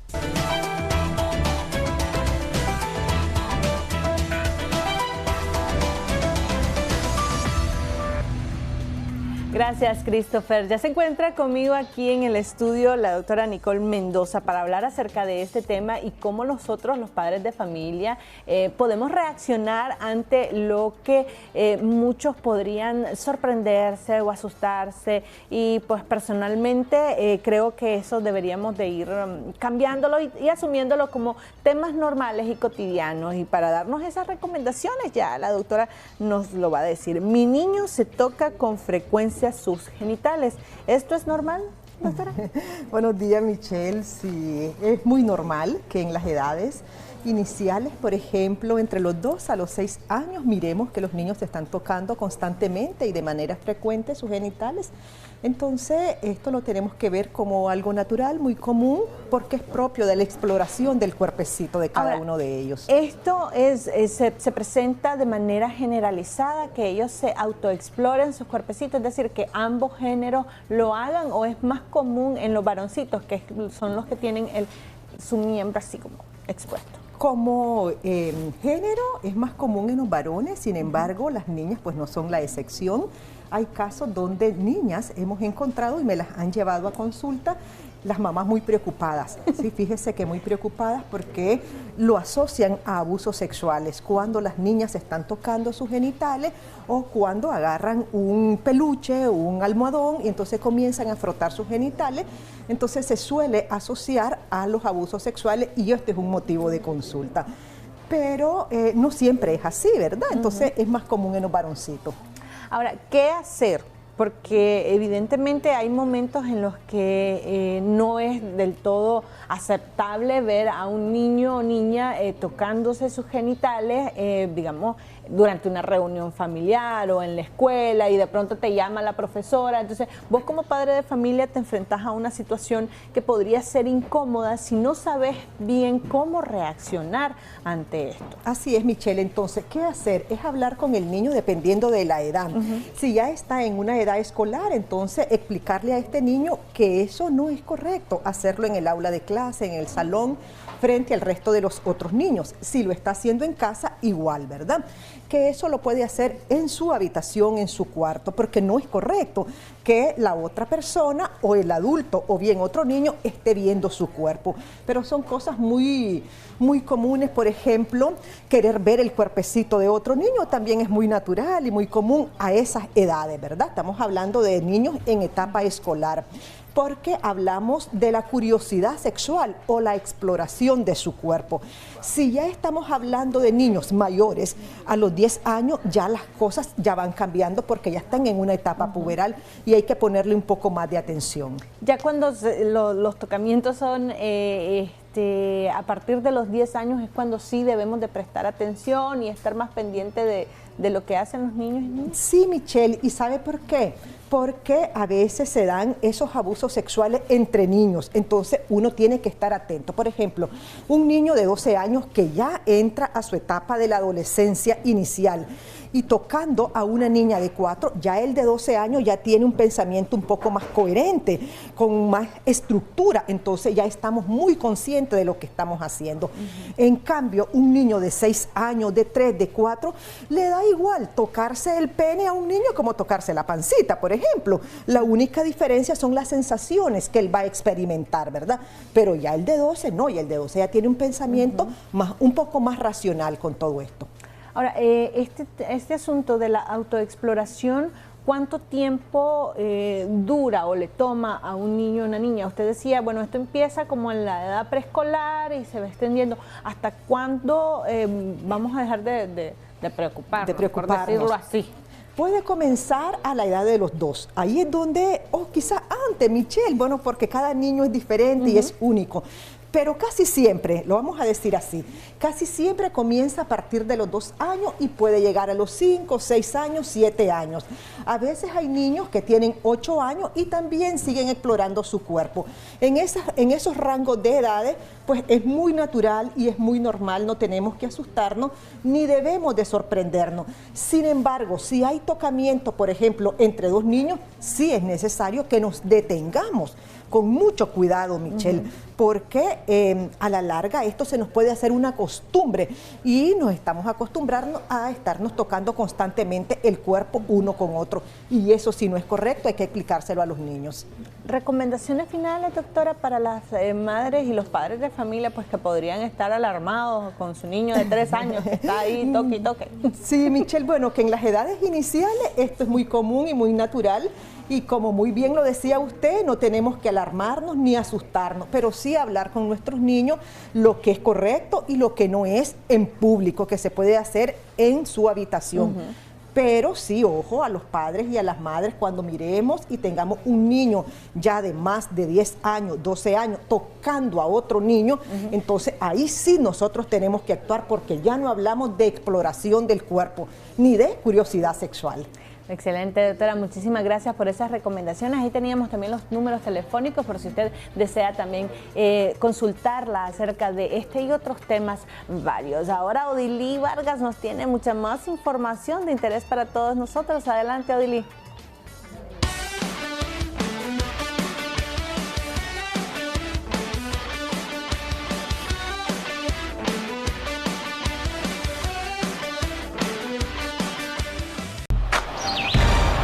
Continuamos con Acción 10 en la mañana.